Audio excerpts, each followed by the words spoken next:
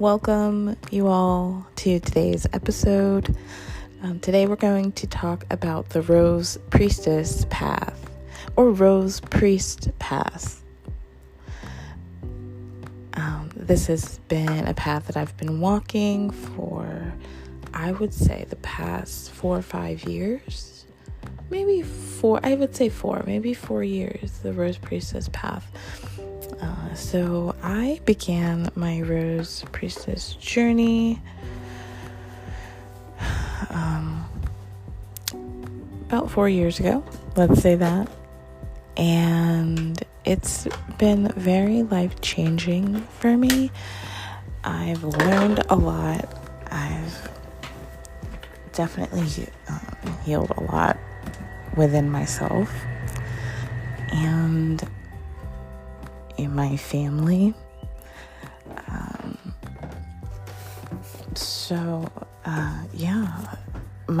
My ancestors, even that far back,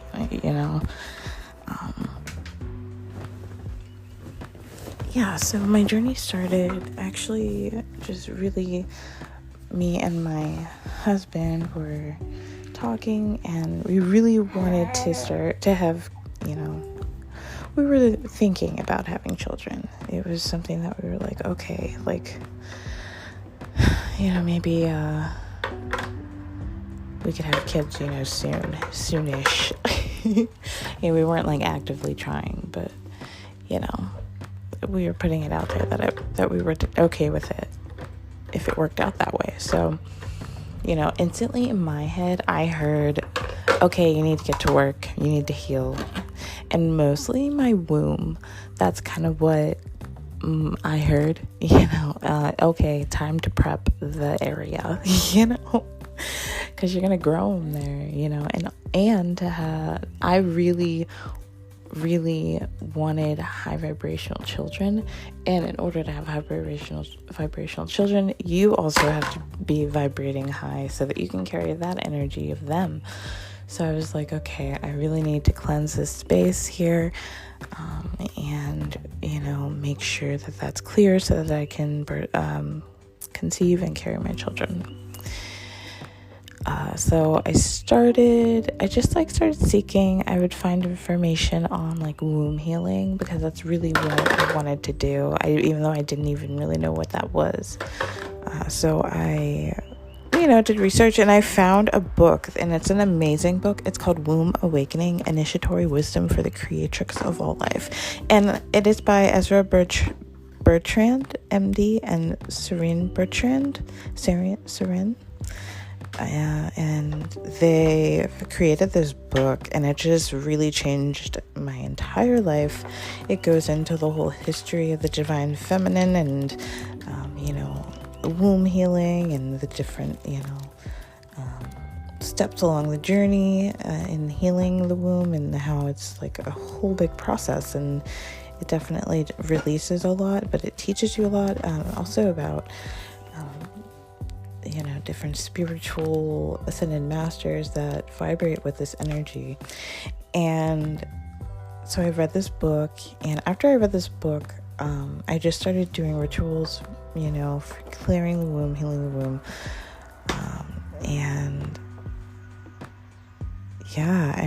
This book really helped me learn about the womb and the role that it plays in our lives as women and men.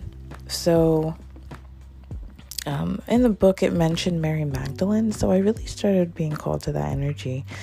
And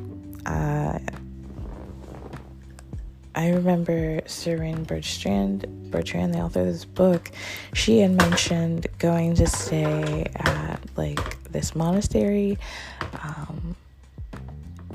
and it was I don't know, something with Mary Magdalene. I'm not too keen on the details right now, so excuse me. But she mentioned staying in a monastery, and I was like, oh my god, I want to stay in a monastery. That's so cool. It sounds so cool to me because I have this fascination with nuns, and I feel like I was one in a past life because I vibrate so much with, dedicating your life to to a relationship like that, like with God, with divinity, with spirit. I'm such a spiritual person, and I just love, I love diving deep and going into these things. So, my fascination with nuns and living in a not living in a monastery, but just being in a monastery. And so I was like, okay, well, that's going to be what I do. So of course I was being a little bit more specific about where I, wanted to go with, finding a monastery. So I found one. It was in Erie, and it was this cute little place, and so like I had a room and a shower and everything, and I just went really deep there. I prayed. They had prayer and song every couple hours. And, I went to those things, and they were wonderful. I got to pray. I got to pray for people. I got to pray for myself, my goals. I got to,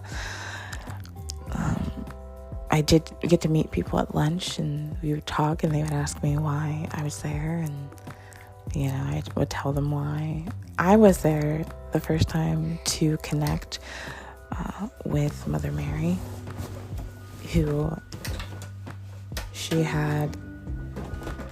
Well, I will tell you soon here the huge role that she played in my life for me. But I went there to the monastery to connect with Saint Therese de Lisieux, the little flower. She was a nun, and I believe she was like one of the youngest nuns. But I worked with her for a while. Saint Teresa. But that's why I was there. I was there to connect with her because I felt like she has something to say to me, and I really needed to open up and listen and hear it. So I stayed there for a week by myself, and I learned so much. I actually sorry.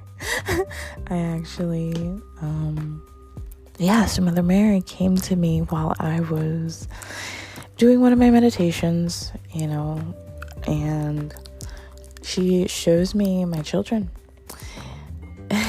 and I see them clear as day. So, I knew what I was having when before I was even pregnant. It was real. It was very real, and I just knew. She showed me them in one of my journeys, and so that was a huge thing that was revealed to me.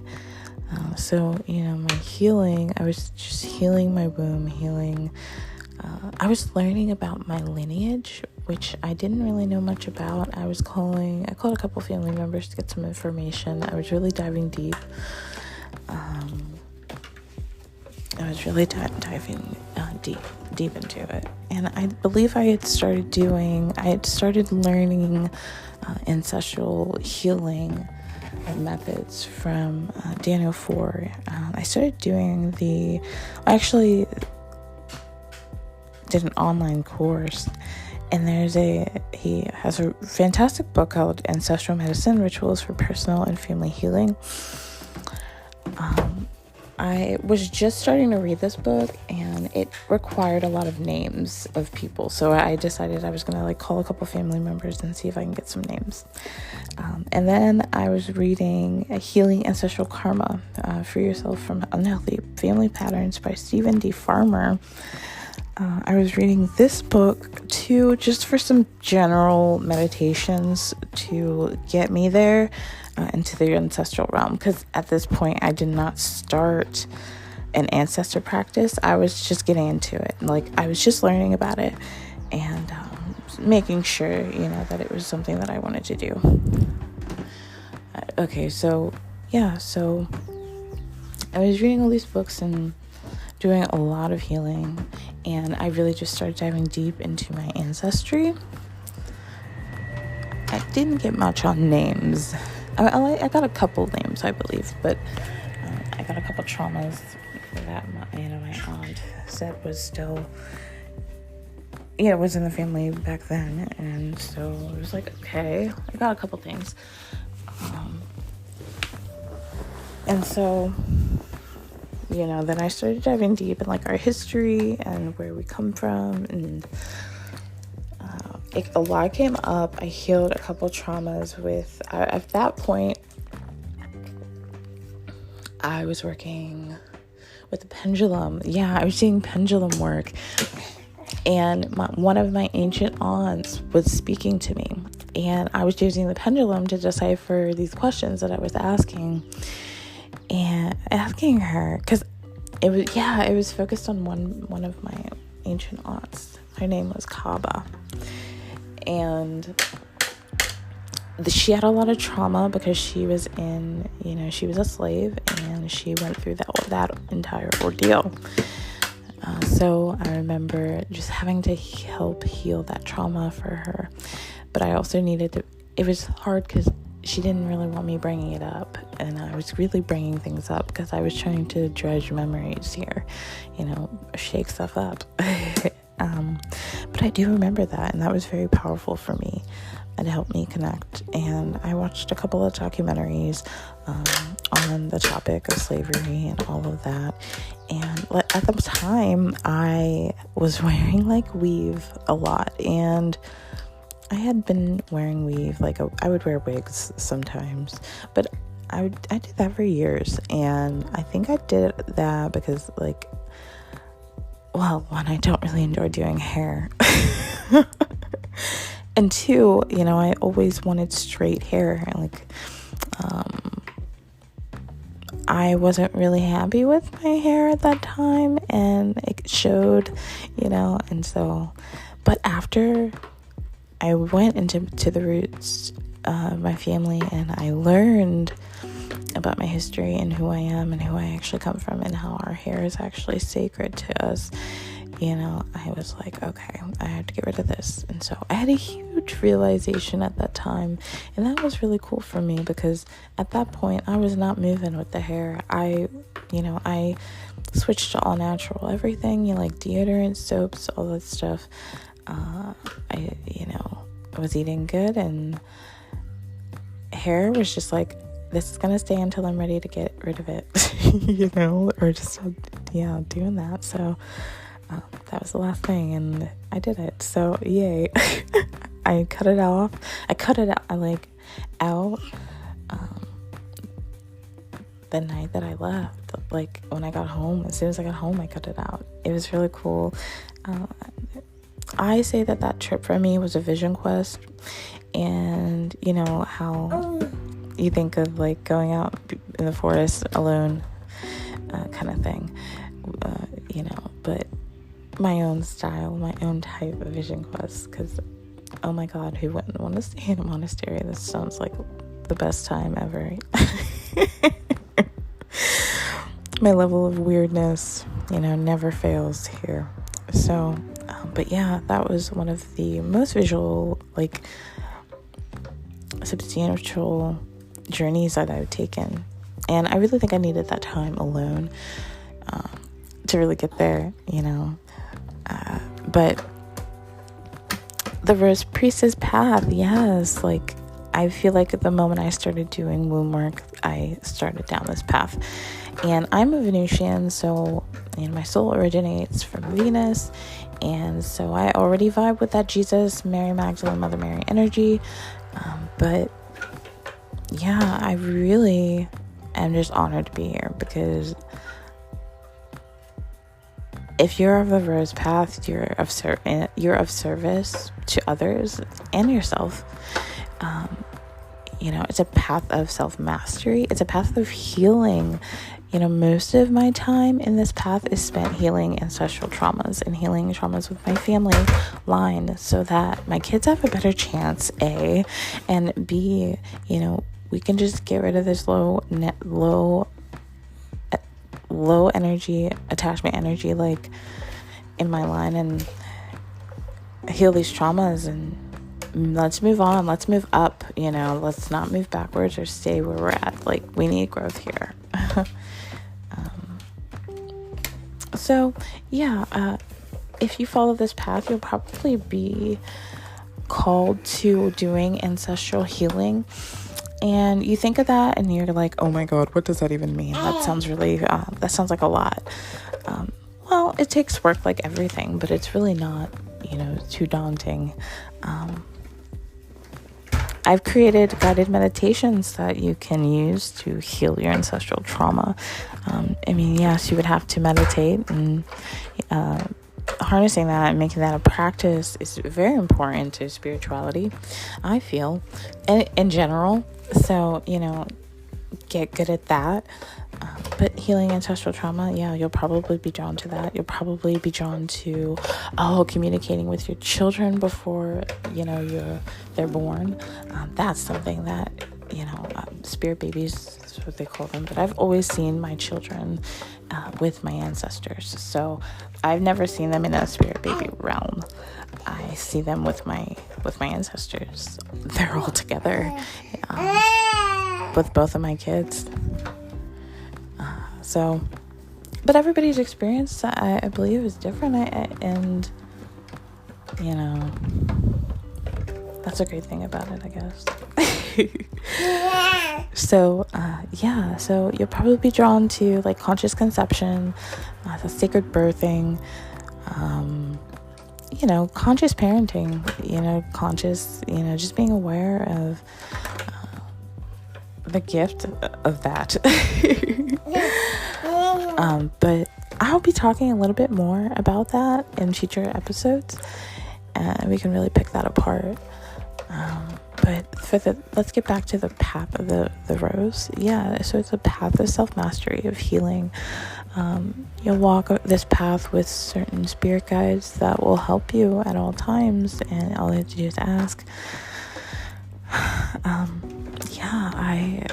It's a path of healing for you, the womb. You'll form a really powerful relationship with your womb, and you'll realize that she is very loud. She does not, or he, does not care. It's going to tell you what it needs to tell you.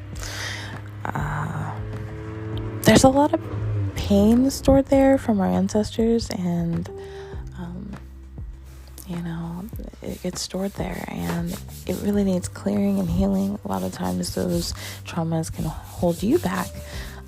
It's unintentional, but it's there. It's in the DNA, and it just wants you to look at it. It wants you to look at it, and it wants you to release it. One of my mentors, Pamela Ann Field, she is amazing in the work that she is doing with ancestral healing. She's based out of Spain, and I've learned so much from her. She works a lot with the divine feminine and healing ancestral trauma, but she's definitely one of my mentors. I love her work.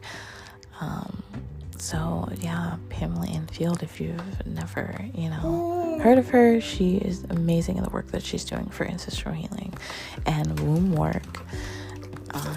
Did a lot of work with her teachings and findings and research. Was really helpful along this womb wisdom journey.